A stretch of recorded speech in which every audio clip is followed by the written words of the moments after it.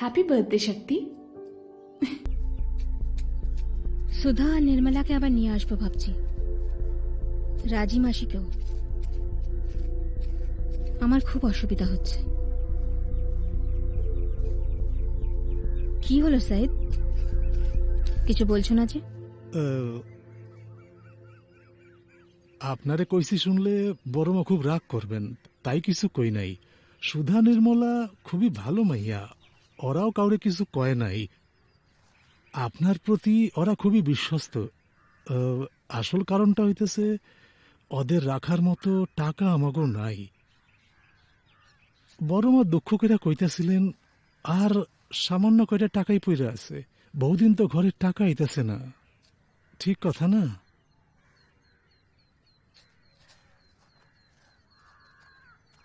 আরে এই নিয়ে আপনি দুঃখ পাইবেন না, এর জন্য বড়মা আপনারে দোষ দেয় না। এই জন্যই তো উনি নিজে হাতে সব কাজ করতেছেন। আপনারা দুইজন এখন একসাথে থাকেন, এতে বড়মা খুবই খুশি হয়েছে।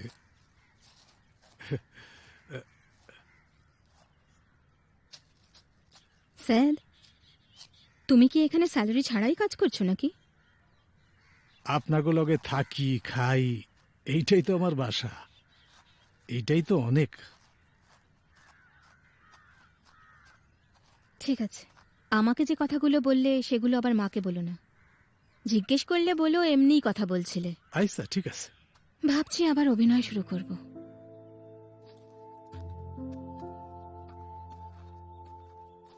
আমি এখন আসি, কয়েকটা ফোন করার আছে।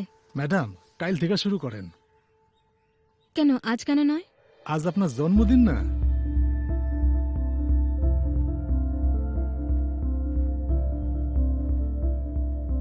তাহলে কি এটাই বলবেন যে আপনার মা পরের দিকে আপনাদের সম্পর্কটা ঠিক করার চেষ্টা করেছিলেন? হ্যাঁ, সেটা বলতেই পারেন।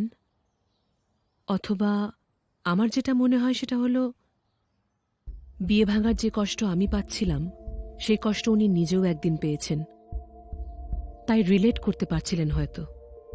আমার যন্ত্রণাটা বুঝে আমার যত্নও নিচ্ছিলেন, সত্যিই নিচ্ছিলেন।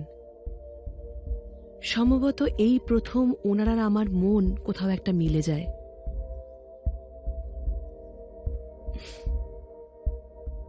দুর্ভাগ্যের বিষয় হল কষ্টের দ্বারাই মনটা মিলল।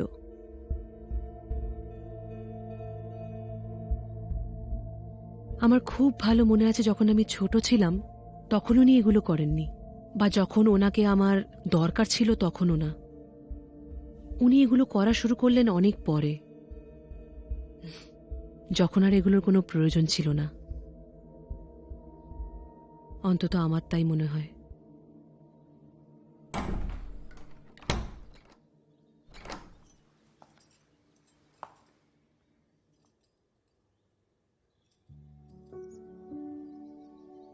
হ্যাপি বার্থডে শক্তি। আরে কি করছিস? আয়।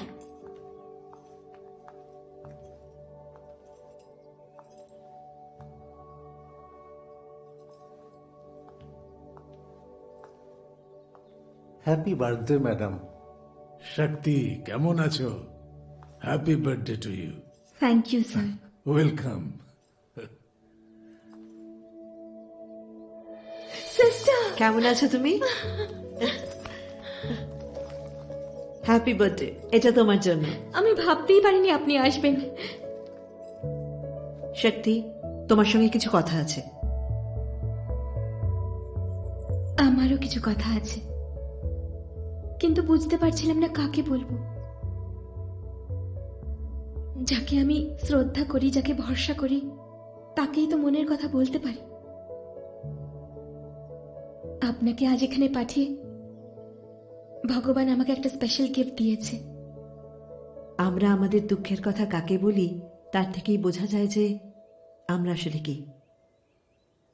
আমি আমার দুঃখের কথা ভগবানকে বলি, মানে আমি সব থেকে বেশি ভগবানকেই বিশ্বাস করি। তুমি তোমার দুঃখের কথা আমাকে বলতে চাও, তার মানে হলো তুমি এখনো সেই স্কুলে ছোট্ট মেয়েটি রয়ে গেছো।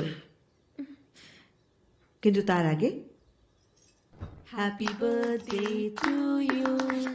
Happy birthday to you. Happy birthday, dear Shakti.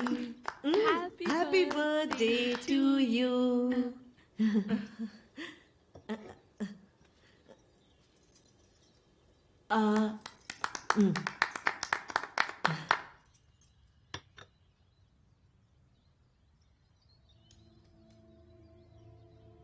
তোমাকে এত মন মরা দেখাচ্ছে কেন? এটা কি মন ভেঙে গেছে বলে?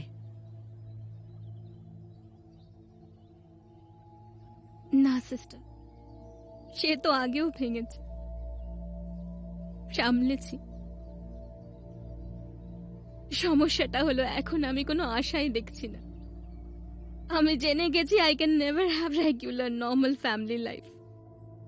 আমি ভালো করে জানি।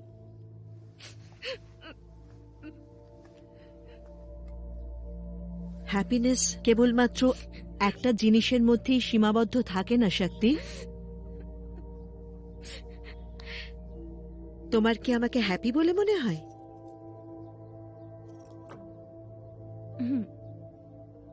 আমার দেখা সব থেকে হ্যাপি আর পজিটিভ মানুষ আপনি। অথচ আমি বিয়ে করিনি, আমার ফ্যামিলিও নেই। তোমার ধারণা হ্যাপি থাকতে হলে নাকি ফ্যামিলি থাকতে হবে? তাহলে তো দুনিয়ার সব থেকে দুঃখী মানুষ আমি।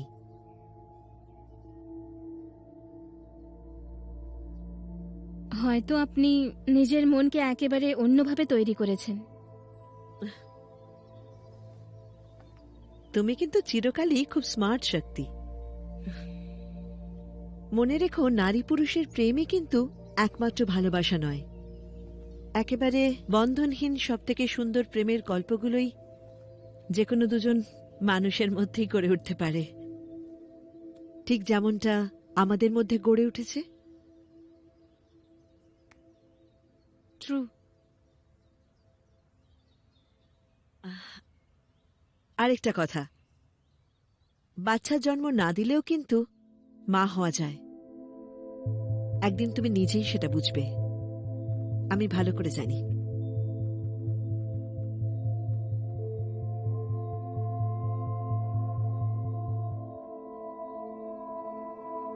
জগতের সবথেকে শক্তিশালী উপাধি হল মা। মাকে নিয়ে অনেক কবিতা লেখা হয়েছে বলে নয়, আমি এটা উপলব্ধি করেছি। মা হওয়াটা খুব একটা সহজ নয়। মা নামটার সঙ্গে সবসময় ঈশ্বরের তুলনা করা হয়, যে সমস্ত পাপের ঊর্ধ্বে। কোনো রক্তমাংসের মা সেরকম হতে পারেন না। ব্যর্থ তো হতেই হবে, সে যতই চেষ্টা করুক না কেন।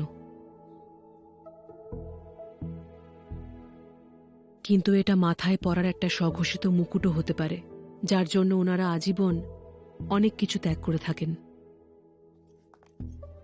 আমি তাহলে আসি, আবার আসবেন। আমার কাছে তোমাকে একটা প্রমিস করতে হবে। হ্যাঁ বলুন সিস্টার। প্রমিস করো তুমি নেক্সট উইকে স্কুলে আসবে। আসবে তো? আমি আসবো। ওকে।